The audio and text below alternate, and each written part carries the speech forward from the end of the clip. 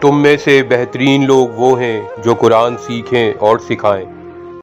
ان الشرک لظلم عظیم، سورہ لقمان میں آتا ہے بے شک شرک کرنا سب سے بڑا ظلم، سب سے بڑا گناہ ہے۔ پھر بھی عیسائی خود یہ کہتے ہیں کہ حضرت عیسیٰ خود کو اپنے آپ کو اللہ کا بیٹا بتاتے تھے۔ ان کی کتاب انجیل میں سے وہ ایسی بہت سی ورسز پیش کرتے ہیں جس سے لگے کہ حضرت عیسیٰ خود کو اللہ کا بیٹا مانتے تھے، جبکہ قرآن کس خوبصورتی سے حضرت عیسیٰ کی بے گناہی ثابت کرتا ہے۔ ان آیتوں کا ایک ایک لفظ سننے سے تعلق رکھتا ہے۔ میرے چینل کے ویوز دن بدن کم ہوتے جا رہے ہیں۔ مجھے اللہ کی ذات سے امید ہے کہ میرے اس کام کو وہ ضرور زیادہ سے زیادہ لوگوں تک پھیلائے گا، اور میری اس کوشش میں آپ میری مدد کر سکتے ہیں۔ میں نے اب اپنے اسی نام سے فیس بک، ٹک ٹاک اور انسٹاگرام پر بھی پیجز بنا لیے ہیں۔ مجھے یقین ہے کہ آپ ان پیجز کو بھی اور میرے ولاگز کو بھی ضرور دوسروں تک پہنچائیں گے۔ سورہ مائدہ میں آیت نمبر 116 سے 119 تک یہ ساری رویداد بیان کر دی گئی ہے۔ آئیے سمجھتے ہیں۔ آیت 116 میں قیامت کا ایک منظر پیش کیا جا رہا ہے، جب سارے نبیوں کو ایک ایک کر کے ان کی امت پر گواہی کے لیے بلایا جائے گا۔ ہر نبی اس بات کی گواہی دے گا کہ اس نے ٹھیک ٹھیک اللہ کا پیغام اپنے ماننے والوں تک پہنچا دیا تھا، کوئی کمی کوتاہی نہیں ہوئی تھی۔ اللہ پاک اپنے جلالی انداز میں حضرت عیسیٰ سے پوچھیں گے، اے عیسیٰ ابن مریم، کیا تم نے اپنے لوگوں کو کہا تھا کہ مجھے اور میری ماں کو خدا مانو؟ اسی آیت میں آگے حضرت عیسیٰ کا جواب کوٹ کیا گیا ہے، اے میرے پروردگار، میں کیسے وہ بات کہہ سکتا ہوں جس کا کہنے کا میرے پاس کوئی حق نہیں ہے؟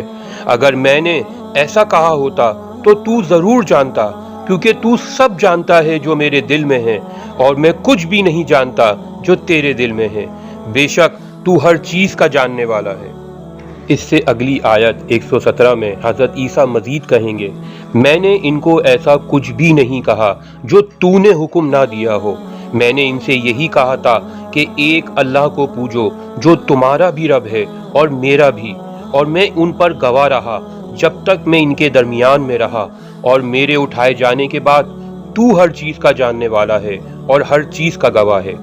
اس سے اگلی آیت 118 میں حضرت عیسیٰ مزید کہیں گے کہ اگر تو نے انہیں سزا دی تو یہ تیرے بندے ہیں، مگر اگر تو انہیں معاف کر دے تو تجھے کون پوچھنے والا ہے میرے رب؟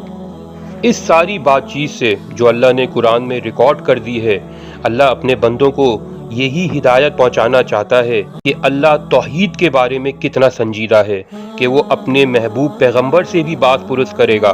در حقیقت یہ آیتیں اللہ نے عیسائیوں کے غلط عقائد کے اصلاح کے لیے قرآن میں ڈالی ہیں۔ توحید کے ساتھ ساتھ اللہ پاک اپنے پیغمبر کی اس گناہ سے برات کا بھی اعلان کر رہا ہے کہ یہ جو ٹرینٹی کا عقیدہ عیسائیوں کے پاس ہے، یہ حضرت عیسیٰ علیہ السلام کا نہیں تھا۔ آج کل دنیا میں موجود سب سے بڑا شرک حضرت عیسیٰ علیہ السلام سے منسوب ہے۔ دنیا کی اس وقت آبادی تقریباً 8 کھرب افراد پر مشتمل ہے، جس کا سب سے بڑا حصہ تقریباً اس آبادی کا 30% حضرت عیسیٰ کو ماننے والے عیسائی مذہب کے پیروکار ہیں، یعنی کرسچن ہیں، جو سب کے سب حضرت عیسیٰ کو خدا کا بیٹا مانتے ہیں، جبکہ حضرت عیسیٰ صرف ایک خدا کو مانتے تھے اور خود کو اللہ کا بندہ کہتے تھے۔ اس کے ساتھ ساتھ جو ہدایت ہمیں دی جا رہی ہے وہ یہ ہے کہ قیامت کے دن صرف اور صرف اللہ کی حاکمیت ہوگی۔ اس دن سارے معاملات اللہ کے ہاتھ میں ہوں گے۔ وہ اپنے نبیوں، پیغمبروں کو بھی باز پرس سے نہیں چھوڑے گا۔ سورہ اعراف آیت نمبر 6 میں آتا ہے، اور ہم ضرور پوچھیں گے ان سے جن کی طرف ہمارے نبی بھیجے گئے، اور ہم ضرور پوچھیں گے اپنے نبیوں سے بھی۔ ان آیتوں میں سب سے زیادہ فوکس اللہ کے ساتھ دوسرے الہ کو ماننے والوں کو کیا گیا ہے۔ ہر وہ شخص جو اللہ کے ساتھ شرک کرتا ہے، اللہ کی ذات میں، اس کی صفات میں، اس کی شان میں، ایسے لوگوں کے لیے ان آیتوں میں شٹ اپ کال ہے۔ اللہ جب اپنے عزیز اولو العزم پیغمبروں کو سوالات کے کٹہرے میں کھڑا کر سکتا ہے تو میری اور آپ کی کیا حیثیت ہے؟ میری اس کوشش کو زیادہ سے زیادہ لوگوں تک شیئر کیجیے گا اور میرے واسطے دعا کیجیے گا۔